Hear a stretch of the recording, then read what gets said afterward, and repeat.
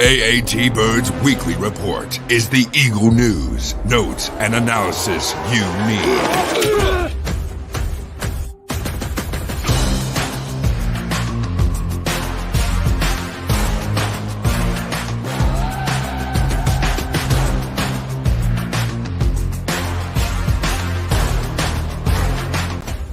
Quick, he's gonna go.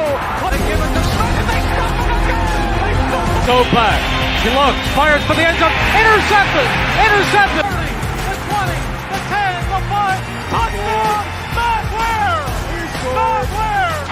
midfield, he's going to go, Deshaun Jackson. He steps up his head and falls forward, and he fumbles the football, and the Eagles have it. It's gone, and the Eagles win. It's all birds, all the time. And welcome to another edition of the AAT Birds Weekly Report. I'm myself, Johnny Ulecka, is always joined by Chip and special guest. I can't count how many times you've been on now. It has to be 5 or 6 at least. Rob Maaddi from the AP, one of the friends of the show. Absolutely love having you on. Thanks again for coming on, Rob. Hey, I think now I have been on your show more times than Eli Manning and Travis Kelce have been on mine. They both, Eli just passed Travis as a 6-time guest, and so Travis was on 5 times, but none since he started dating Taylor. So I'm not sure if something's up with that, like if she banned him from being on my show, but that's okay. I'm not bitter or anything. I'll take Eli. That's fine. But now I think I've surpassed that with you guys if I'm at 6 or 7. I like it. Oh, easily. Yeah, definitely easily. I think you go back a little. When did you start your show? 17, 18? When was that? 20. It was COVID 2020. Oh, COVID. Okay. April of 2020. So the whole Jalen Hurts draft. So that was the whole big thing starting up with all that wonderful season and all that controversy. And look how far we've come where there's no controversy surrounding Jalen Hurts anymore. You're right. Well, at least you're only 2 coaches in now. You had Doug for a year and Sirianni for the last 3, and he barely survived the 3rd one. And yeah, that's why I wanted to get you on. Talk a little bit about the Eagles season and kind of what has transpired in terms of coming into this offseason. Of course, story after story, you see it, things coming out. And big time reason I wanted to bring you on to talk about it, we kind of mentioned before we came on, was, talking about this. A team has not the greatest season. Now, of course, they started off really well and then really faded off till the end. And of course, after the season, season didn't go as planned. They fell off. And then who's to blame? And is the quarterback the right guy? Is he the leader in the locker room? It just seems like it's, rearing its ugly head again to some of the same things you saw after 2020 into that offseason of 2021. And, for me, my question to you, Rob, is what all do you think happened at the end of that season, at the end of this season, losing all those games at the end of the year, especially winnable games, and going into the playoffs and that wild card game and basically not really showing up?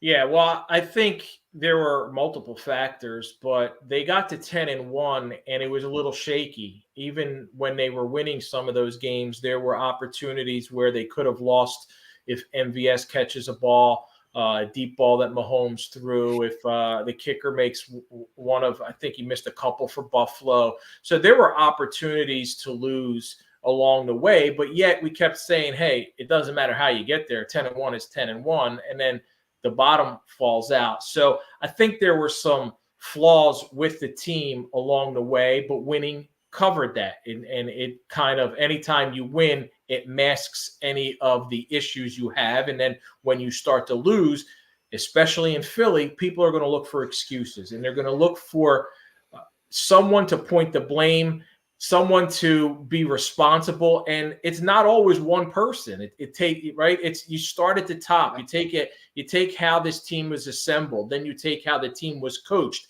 then you take the players and their lack of execution, and you add all that up. And that's how you see the slop that you saw over the last 7 weeks with the way they kept losing game after game. So I think it's really difficult to say, hey, it's all on Howie, or it's all on Nick, or it's all on Jalen. You got to look at it collectively, but we saw little things along the way that it didn't shock me the way the bottom fell out for this team. It wasn't, but the fact that they come to Tampa Bay in a playoff game, and you can erase everything that happened in the regular season, the way things ended, by coming to play, and they didn't. They looked disinterested. They didn't look prepared. That to me was concerning. And then of course you start to hear these little things and some of the reports and all that stuff. Bottom line is they weren't that good of a football team. They were good enough to get to 10-1, but they weren't a good enough football team to get to that next level, to get to the playoffs and win in the playoffs. And there's a variety of reasons for that. I think they made some mistakes in bringing some guys back. Then they had some guys who showed some selfish tendencies. And then there was just a lack of execution. And part of that is you lose the offensive coordinator, you lose the defensive coordinator, that you lose some of the continuity, you lose the familiarity that Jalen Hurts had with Shane Steichen, and he regressed. There's no other way to look at it other than I didn't expect it. I thought he was going to take another step forward. He took a step backward. He had 2,000-yard receivers. He had a 1,000-yard running back, and his turnovers went up, and his numbers overall went down. So that to me is concerning, and it puts a little bit more of a question mark as to going into next year. What can this team do to compete for a Super Bowl? Because anything less than a Super Bowl doesn't matter, right, in Philly anymore. Once you in 2018 and 2017, 2018, you win a Super Bowl, you get there last year and you lose, and now you get to this point. Like, it's not about getting to NFC Championship games. It's not about getting to the Final Four, the Final Eight, whatever it may be. It's about, can they win a Super Bowl? And right now, I don't think they're there yet, and I don't know how many pieces they have to add to be able to get there. Yeah, and I think it's an interesting point. I mean, we kind of, as the 2000s rolled in, we became the team that always was in the NFC Championship. So it kind of became this culture of winning, this culture of expectations. And, you know, maybe they outkicked their coverage a little bit last year by getting to the Super Bowl. But I mean, Rob, I agree that the fact is there was not one game that we watched this year that was an enjoyable watch. You know, every game was difficult, and it kind of got to the point of, all right, well, something has to give. You know, yes, they're 10-1, but what changes? And now, and I kind of want to just jump right into it, because when we were talking off air about the idea of journalistic integrity, and whether or not there is anymore, you know, you are a guy who is very well respected in the journalism business, and for there to be stories that are coming out of the woodworks every single year for the Philadelphia Eagles, that have nothing to do with actual football. How does a team constantly battle that, especially with, you know, hey, this is the unquestioned leader of the team. If nothing else, Jalen Hurts is the leader of the team, but maybe he has a little shady side business, according to, you know, people we find on Twitter. It's laughable, guys. And I will start off by saying I'm no longer covering the Eagles beat, because I don't live in Philly or Jersey, and I'm in Florida. So therefore I'm not in the locker room. I was at 6 games total, including the playoff games. So I'm not as close to it as I was, but I will tell you this. You know who the guys are who are working their beat. You know who the guys are who have legitimate, solid, credible sources. And then there are those who don't.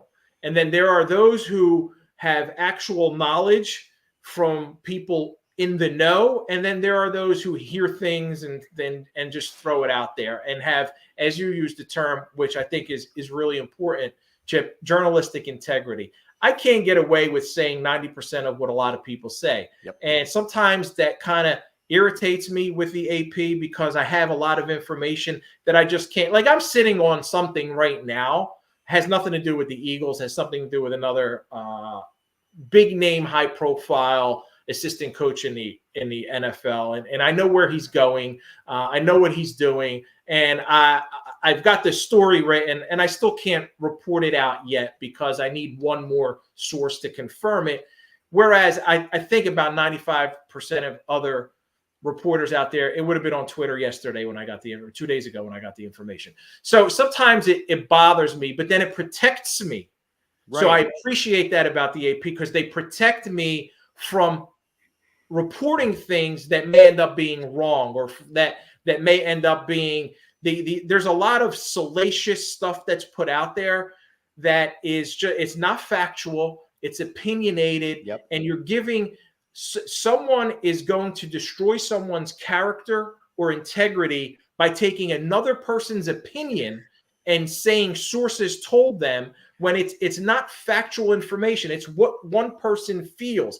And if you go within a locker room, there's 53 players and then there's the practice squad. And if you're looking for some information that's negative, you'll find it. If you're putting words or thoughts in someone's in their mouth, in their mind, and then they're agreeing to it because and you can find what you're looking for if you're digging hard enough, but it may not necessarily be reflective of what everyone feels or the majority feels. So I think whenever you see these things, fans get carried away with it, and you got to take it for what it's worth. And it's not worth much to me. I think when you hear people put or whatever, it's criticism of a quarterback, consider what the voices of the leaders say and what they say on the record. And that's how I approached it when it was Carson. That's how I'll approach it when it's Jalen. What do the leaders in that locker room say, and what do they say on the record? I don't care what somebody says anonymously because that's a cowardly move.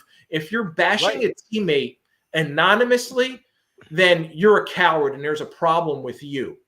If you're willing to put your name on it, then that to me, there's a whole lot more credibility there. So, and anybody, depending on who they are and who they work for, and if they're getting paid just for clicks, I don't necessarily always trust what the sources are saying because we don't know who they are. And if it's opinionated, it can't be proven false, right? Oh, well, this guy said so-and-so is a bad leader. Well, in his opinion, maybe he thinks Jalen is a bad leader for whatever reason, because maybe he didn't stop at his locker and talk to him that more. Right. I don't know. So it gets a whole lot of coverage in Philly. There's the media coverage of the Eagles in Philly is unlike anything, and I get a chance to see everybody else.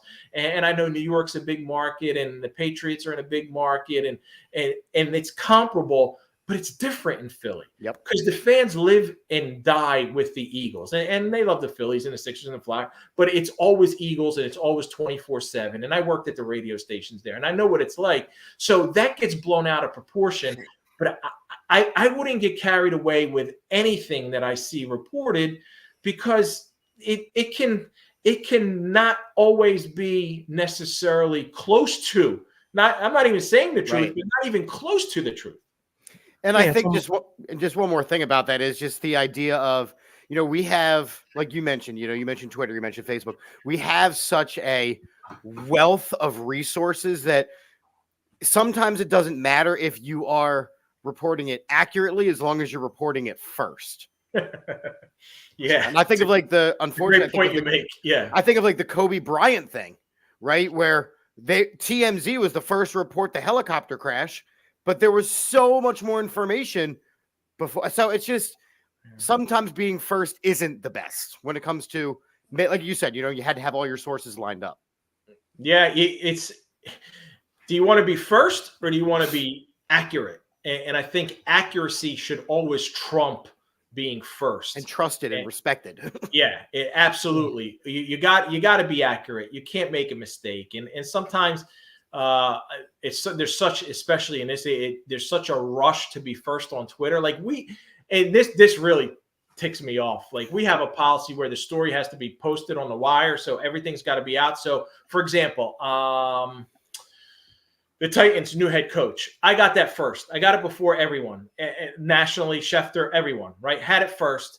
And I got the tweet ready to go, but I can't tweet it until I got my sourcing approved and the story's about to hit the wire. So in that 11-minute span, I'm not sure if it was Ian or Adam. Someone else tweeted it 3 minutes before I was, and I had it 7 minutes prior. But that's just the way it goes for me. I get it. I understand it's part of my job. I deal with it. But there is such a rush in this era of X, right? In this era of X. Do you X it out first? I still say tweet it out first. So, we all say tweet it, I think. Still tweet it out first. But and I will say this. Last week, the situation with Hassan Reddick. Yeah. And the way that played out, I was asked, so I had flown home. I was asked a question about it. I hadn't completely read everything.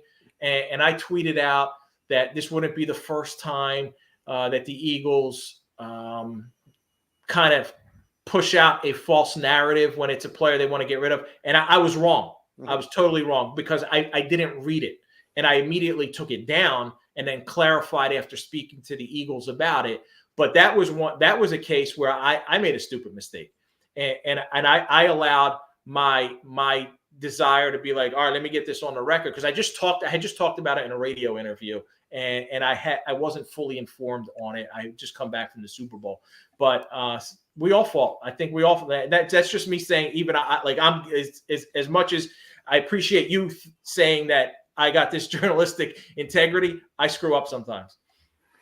Yeah, and I think some of it is like with the social media era that, Chip was talking about. It's like that whisper down the alley. Like you can hear it, and then all of a sudden it just gets turned into kind of and molded to what you kind of want it to be.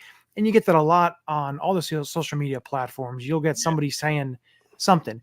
And I do want to get into with you the Chris Sims thing, but I do want to still stay on this topic. What did Chris say this time, man? We'll get into that next. After I do want to bring this up because we talked a little bit about this. Is the Derek Gunn tweet today? Talking about how Jalen pulled all these different directions because of signed this big contract, and he's and then he's pulling all these different ways, and then he brings up at the end, he throws this tidbit. I think the end tidbit is what really threw everything off and really made people say, what the heck's going on? Because mentioned that Big Dom being suspended because he's the one that keeps Nick in check and emotionally on the sidelines.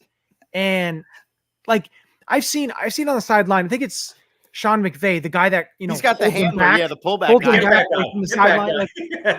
But it's funny because the cameras are everywhere on the sideline, especially AJ Brown. You're following AJ Brown. Is he going to blow up? What's going on? Everything. I didn't see once where, Nick had to be, consoled by Big Dom to see he settle down.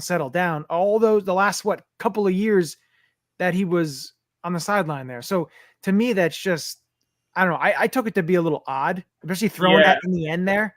But listen, I like D Gunn and I respect him tremendously for what he's been able to do and throughout his career covering Philly sports. The Eagles were 5-0 in a regular season in games that I was in the press box. And I think saying that Big Dom not being on the sidelines impacted the Eagles to the point where they lost 6 of 7 is equivalent. You not being in the press box is what that should be tomorrow's report. That's how nonsensical I think it is. Like somebody tomorrow should report the Eagles went 6-6 without Rob Maaddi in the press box. And that would Rob Maaddi only attended 5 games this year. You nailed it, John, by saying when AJ and Jalen had that little sideline thing, there was nobody. The Big Don wasn't in the middle of that, and there was. So I never saw Nick being restrained emotionally or physically from any kind of verbal altercation. Like, had we seen that over the past 2 or 3 years, had there been incidents where there's Dom on a sideline, there's Nick, and he's got his arm around him, like telling him, come on, calm down, take it easy, whatever, this would make a little bit more sense. We never saw that. We never saw that. And then that kind of diminishes from how poorly the Eagles, so that was the direct correlation to what the Eagles did on the field. Like, I think Nick would laugh at this. And it's funny to me. It's just funny to me. And he's only going to get asked about it, 9 more times because That's what happens. Okay, so Adam, one of our best listeners, he brought up the Chris Sims thing. So over the past couple seasons, Chris Sims has gone on record not being a big fan of Jalen Hurts, but came flat out this time and said that Jalen Hurts is, quote, the most overrated either quarterback or player in the NFL. How much of this is him trying to continue his narrative that he is not a Jalen Hurts fan, and why does he have a problem with this guy? So I added Chris Sims to our panel of voters last year. So he's one of the 50 voters for the AP All-Pro and all the NFL awards. And so people complained to me, Eagles fans complained to me, how could you add Chris? But I think he did end up voting for Jalen. No, I'm not. I don't. Now I got to go back and look at his ballot. Anyway, I've had conversations with Chris about that, and I don't think he has any special or specific agenda against Jalen Hurts. I honestly don't think that he hates Jalen or has a problem, and he sure hears it a lot from Eagles fans whenever he says anything negative. He said most overrated player in the NFL. That was the most overrated quarterback in the NFL. Most overrated quarterback in the NFL. Yeah, I wouldn't agree with most overrated quarterback. I would say that, yeah, he's certainly, I think that's going a little bit too far. But if you ask me, if I had to answer on the spot right now, who is the most overrated quarterback in the NFL, I'm not sure how I would answer that, but I will tell you this: Patrick Mahomes having won 3 Super Bowls and people already comparing him to Tom Brady is a little ridiculous and insane to me. That doesn't mean Mahomes is overrated because he's only 28 and he's won 3 Super Bowls. But can we slow that down a little bit before he's not even halfway? For his sake. Yeah. For his sake. I'll give you 2 players that come to mind for me as most overrated. Yes, they're talented players, but I think they get propped up a little bit too much. One is Justin Herbert. I understand his talent is there. There's immense talent there, but really, what has he done? You can point to, he was injured last year and all that, but hey, hasn't won a playoff game. Yeah, exactly. And I'm hoping you're going to say the other name I'm thinking of. Well, the other one I had was Trevor Lawrence, because that's not the one I had. A first round pick. I'm not saying that he's up at the upper echelon, but I feel like he doesn't get enough kind of flack for the way the team performed, especially last year. They had the division. One, I guess you could say, and then they just fell totally off. Yeah, I know he got hurt as well. I think part of that's Jacksonville, because he's in Jacksonville. People don't pay attention. The media there. But Chip, who's your other guy? I'm trying to run through now. Obviously, as an Eagles fan, it's pretty easy for me. But go Dak? I'm going to go Dak, and it was actually funny because Micah Parsons just did this whole thing with Stephen A, where they got into this screaming match because Micah Parsons is insisting that Dak Prescott is one of the top tier quarterbacks in the NFL, and Stephen A kind of pushed back on him a little bit, and he goes, well, he's certainly the best quarterback in the NFC. So even his own team, and Stephen A's point was, hasn't won a playoff, or, it just hasn't got to the NFC Championship. Yeah. But see, Dak was heavily criticized last year coming into this season. So that's why I won't say he's overrated, because there are a lot of people with loud voices, Stephen A, and a huge platform who love to hate on Dak. Yep. So I wouldn't put him in that. And I don't know if I would either. That may be more just the homer in me going, hey, so let's figure out how we can take a Cowboy shot here. I think Adam brings up a good point with Brock Purdy in the comments over here. I mean, Brock Purdy was elevated pretty high this year, but again, got his team to the Super Bowl. So how much of that was he also has his share of detractors too, because everywhere you go, you hear there's a former player turned talking head who wants to bash Brock Purdy, whether it's Cam saying he's a game manager, to others who agree with Cam, he is a game manager and he's only this and he's only that. So I think he's a guy that people, for whatever reason, I felt like there are a lot of guys out there, a lot of former players who like to see him fail. And Kurt Warner had a great explanation for this when I spoke to him about it at the Super Bowl. And he was like, I think because he's not the most talented guy, Mhm. there are players who look at him and go, because he's not the most talented, yet he's doing all these things, there must be another reason for it. Well, it's because he has this guy, he's got that guy, he's got that guy. And then Eli's telling me, like, but he's doing such great. He's managing the game, and he's like, that to me is not a compliment. That means you understand the game, you understand the system, you're executing it as well as you can. That is your job to do. And so I'm not sure about that. Now I'm running through and I'm going, it's a hard, like, so I don't know the context of that. Did Florio ask Chris who's the most overrated quarterback, and he goes, oh well, Jalen Hurts, and I don't know the context. I don't know the context. How that went down. The quote came out, and this is what the quote was. I think he was actually, I don't know if it was, I don't know. I think it may have been at Radio Row, with one of the podcasts. I think it was one of the Cardinals podcasts. I don't know if they got talking about Kyler Murray or something, and Jalen Hurts' name came up.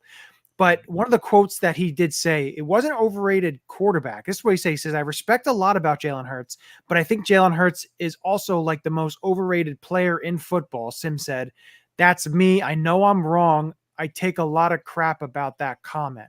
So it's just like self-awareness, saying it, but then saying, no, it's not. But I know he is, but I know I'm wrong. So then is he? Oh, wait, didn't he also say he's got an all-star team around him? And that guy, that's now I remember that quote. He's not wrong. He's not wrong in that Jalen. Like I laid it out for you a little bit earlier. He regressed. Right? There's no question. He took a step back. 1,000-yard running back. Mm-hmm. How many Pro Bowlers on the eye? 2 All Pros, Lane Johnson and Jason Kelsey. Another Pro Bowler in Jordan Mailata and Landon Dickerson. Like, my goodness. And then Dallas Goedert, who is a borderline, like that kind of. He's got a ton of talent around him, and he took a step back. I think that you can. That comment from Chris Sims is more justified this year than him saying anything last year to push back maybe against Jalen being an MVP candidate, because I think he finished he was a top 2. He finished second, exactly where, like, he shouldn't have been third. He shouldn't have been fourth. He was right where he needed to be, right behind Patrick Mahomes. And you could have made the argument that maybe he could have been ahead of him and until obviously the Super Bowl. So, and he had a great Super Bowl, except for the one turnover that led to a touchdown. So yeah, that's the way it is, man. There's always going to be guys who criticize. You know what it's like. Right? Yeah, listen, we're going to see that. It's going to be the offseason. The 33rd team had Derek Clausen had his quarterback rankings for 2024, and he ranked Jalen Hurts 17th. So behind Anthony Richardson, behind a bunch of guys. It's funny because, like I mentioned, Justin Herbert is 4th. Like, they keep putting this guy on a pedestal. It's just, I can't put Justin Herbert ahead of Jalen Hurts. Yeah, I just can't. Like, until you prove to me you can win a playoff game or even get to the playoffs and I can't put you there. I can't put I'll go Mahomes, Burrow, Josh Allen. Anthony Richardson barely played. Richardson, he didn't even play. Like, you might as well put Gardner Minshew there. I'll argue if you want to even argue Dak or Brock. Like, in that makes more sense to me than Justin Herbert at this point. Yeah, and I think that you mentioned this already when you're talking about the idea of fact-based reporting versus opinion-based reporting. There's always going to be somebody that disagrees. And, when we look at these lists, obviously, like you mentioned, Eagles fans they're craving for everything Eagles based, but we have to figure out a way to pump the brakes a little bit and look at the more factually based stuff and focus instead of on the, comparing to, oh, we wish we had this guy. We wish we had this guy. You know what? Let's be appreciative of what we have. What does this team need to do? And again, now that we're in the off season, kind of going with what does this Eagles team need to do to kind of get back to the land that we want to be? That's a great question that they're going to have to. Howie's got his work cut out for him, I think, because you're going to have to replace Jason Kelsey in the middle of that offensive line, and that's going to have, I think, ripple effects because of Jason's his presence, his knowledge, his leadership, everything that Jason Kelsey brings to the table. to lose a guy of that magnitude is going to impact the offensive line. And Jalen has been able to benefit from a healthy, stable, all-star offensive line in front of him for the last 2 years. And you're going to lose you're losing a first ballot Hall of Famer in Jason Kelce. You got to figure that out, how to replace him.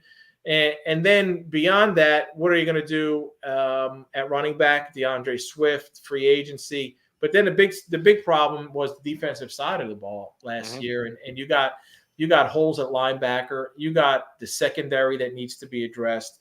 And I think with BG and Fletcher Cox and the age and who's not coming back and some of these young guys needing to take a step forward, but you also got to address that.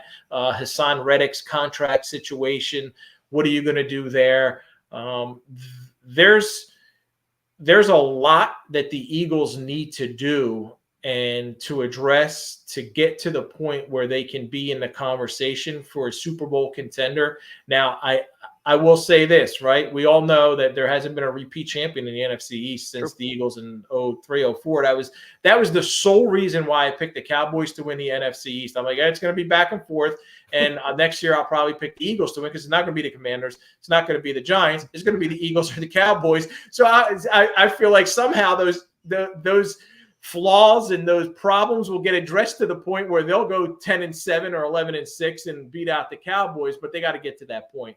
And I think that there's a lot of work to be done, and they certainly have started, and they got to make some tough decisions. And it's at some point, right, you're going to have to part ways with some of these guys who have been core players, and it looks like this is it. This is the end of the road for Jason, for Fletch. I know BG wants to come back, but he's not going to. So you're losing their leadership ability. You're losing what they do on the field. You got to replace those guys. But what it does for you in money and cap and how that allows you to address holes. And you got to look at Darius Slay and James Bradbury, their contracts, what they're making, the production or lack thereof last year, and how that's going to impact the team. And I know Howie was all about Nakobe Dean coming back, and I hope he does come back healthy. And I hope, I like Nakobe, and I hope he can be productive and give them what they need. But I don't know that you can go into 2024 counting on Nakobe Dean being your answer at linebacker just yet. Yes, all great stuff. And again, really appreciate you coming on, Rob. As always, we're definitely going to get you on as this offseason gets into full swing, and maybe get you in the summer months to kind of go over what the Eagles have done, how they have addressed the team, how they have gotten better, hopefully. And, we will definitely touch base with you there. But again, thank you again for joining us, as always, on this episode of the Weekly Report. Thanks, guys. I appreciate it as always. Thanks, Rob. Appreciate you. No, some great stuff. And, I do want to bring up, the Eagles are doing something a little bit different. They're kind of, I don't want to say Howie's trying to be the smartest person in the room here, but last week we talked about them signing Julian Okwara, a guy who was a 2020 third round pick who, the Eagles signed to a futures deal, gave him some guaranteed money, everything there. Yes, I think it was yesterday. They signed Ty Davis-Price, the former LSU running back, former third round pick of the San Francisco 49ers, 6 foot, 220 pounds. They gave him a ton of guaranteed money for a futures free agent, which is interesting. Yeah, he's going to come. And we all know how well the running backs from San Francisco have worked out recently. Well, look at Trey Sermon. The difference with Price is him and Sermon. Price is a little bit more of a, he's got speed, he's got explosion. Sermon was more of just a little bit bigger, tougher back. But again, Bryce has some size. Listen, you bring him to camp, you see what he's got. He's a former third round pick. Same with Darian Kennard, who is a former fifth round pick of 2022 draft of the Kansas City Chiefs. A tackle, probably can play a little guard, a big, huge man from Kentucky. Let Stout be able to mold him and see what he can do. And I think that's one thing that is very interesting, because he was on Kansas City's practice squad all last year. Now, Kansas City has two one offensive tackle who's a free agent. They have some aging offensive linemen. You would think he would stay he is young. He was drafted only a couple of years ago. Yeah, but why would you stay if you have the opportunity to work with the best line coach in football? No, that makes sense. Seeing the opportunity in Philly, you lose Opeta and Driscoll are both free agents. Kelsey's probably retiring. You have Juergens moving over. You have Anthony Steen there. So I was one thing I was going to say. Do you move Juergens over? I know he was the named heir apparent, but he did such a great job at guard. I think he fits the center position. And if you watched him in preseason, in 2022, when Kelsey was out with, the injury in preseason, he played and he looked pretty good. I would keep Juergens at center. I would move him to center where you originally drafted him. And then for the guard position, whether it's Tyler Steen or you draft somebody or you sign a veteran free agent or whatever it may be, it's going to be interesting. I do like the avenue that they're going. They are taking chances on guys who, not these undrafted guys. Yes, these guys were draft picks who either injuries or they just didn't pan out, or, maybe it was come to they weren't mature enough. Whatever it may be, there's an opportunity here. These guys are young, a developmental type of prospect that the Eagles have done well in the past. When you look at some of these guys that they've been able to develop, whether it was the Marcus Epps, when they're willing to take the time to develop them. Yes, exactly. So I did like those two signings, and of course I am excited for what's in store for free agency and what they have in terms of addressing the positions of need that we've talked about since the season has ended. But it's going to be interesting to see what they do. And I'm all for to see how they build and mold this team going into 2024. Yeah, I mean, I agree. Look, there's so much work that has to be done. Like Adam said, did they cut Mariota? His contract voided. That's basically his contract is done. And you know what? That's okay. Everybody finally got the Mariota that they wanted, and they saw that he was exactly what we thought he was. So we'll have to get a new backup quarterback that everybody will clamor for as soon as Jalen Hurts starts to struggle. So that'll be an enjoyable situation. Javier, I love this comment. With Fletch, BG potentially out the door, who is most likely to step up in the leadership role? Do we even have that in the front line? Your number one leader is Jalen Hurts. Yeah. There's no question about that. He has been the unquestioned leader of this team. That's why these stories that have been coming out are so ridiculous, because no one's really if there's one thing that people aren't questioning about Jalen Hurts, it is his leadership ability. Yeah. If you're talking about linemen, then you're saying Lane Johnson becomes a leader on this team. Jordan Mailata becomes a leader on this team as far as lines go. As far as D line goes, Josh Sweat, Sweat and Reddick. I mean, you definitely have guys that are going to be able to step up.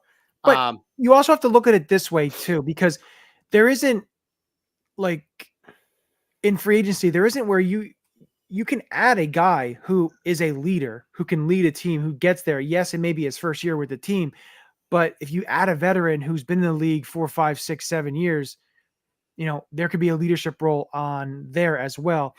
And don't be surprised if a guy like BG is back. Yeah, not on a huge deal, but you get him back. Yeah, he's not going to play as many snaps, but he gives you that type of leadership to be able to mold guys, whether it be Jalen Carter or Jordan Davis or Nolan Smith, into starting to develop a leadership aspect with those guys. And I think it's really key when you look at some of these guys like Fletch and BG potentially returning.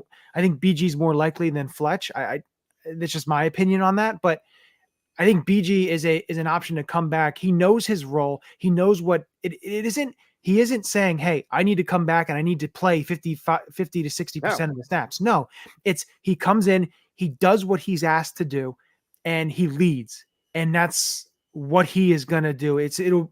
I'd love to see him back, as they farewell tour his 15th season with the Eagles, most games played in franchise history. Setting a record that will not be broken. I'll be honest. Yeah. With the way only I would say the only person I could see breaking it, only two people I could see potentially breaking it, is if Jake Elliott still keeps kicking the way he is, or Rick Lovato keeps snapping for another 10 years. Mm-hmm. Otherwise, I think you're correct in that aspect. I mean, unless you say even Jalen Hurts, like if he's going to be a lifer here. Yeah. Hopefully, like, listen, we thought that was with the last franchise quarterback was going to be here 10 plus years, and it didn't happen. So yes, he did take a regression. And I know Rob was talking about he regressed a little bit in terms of his total output. And I think the biggest thing in terms of the regression is the turnover aspect of it was huge. And we saw it early in the season that it was going to be a problem. Yeah. And the turnovers were concerning. You need to cut that down, but it's not like he didn't score 38 touchdowns. Right. He had 23 passing and 15 rushing touchdowns. And for me, again, we talk about Jalen Hurts and the idea of regression. And for me, while I love it, I want to see less focus on the brotherly shove and more focus on quarterback play. You know what I mean? We understand the brotherly shove works, but he had a lot of turnovers this year. He's got to clean that up, because otherwise you might as well put Jordan Mailata under center, because the brotherly shove will work there too. Yeah. Listen, I think a lot of it has to do with this too. Like, you look at Jalen Hurts and the turnovers, and some of the turnovers were freak plays, and you're going to have that. Of course. But I think the biggest thing with this team was the defense wasn't causing turnovers. So when you're not causing turnovers and you're every single game, it's a negative differential, and you're eventually not. It's going to catch up to you against good teams. And listen, that's one thing that they missed last year. A CJ Gardner-Johnson, a playmaker in the secondary. They need to address that. They need to get more playmakers on the back end. CJ Gardner-Johnson was the original game plan, and they had to pivot to Bradbury. Yeah, unfortunately, and we saw how that worked out. Listen, at the time, I thought it was a great move. Bradbury was coming off of a good season. So, listen, you wanted him to be somewhat of what he was in 2022. It did not happen. We wanted it to be what it always is when the Eagles have had success, which is successful corners on both sides of the field. Yeah. Listen,